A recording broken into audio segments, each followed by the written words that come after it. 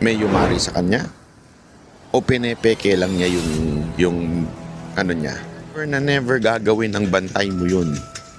Ha? Yung mag-take ng selfie na kasama ka at nakikita yung lugar kung asan ka. Pagpanaw ni dating DPWH Undersecretary Catalina Cabral, naging malaking questionable at palaisipan ng karamihan matapos ngang lumitaw ang mga panayam niya noon patungkol sa kanyang personal life.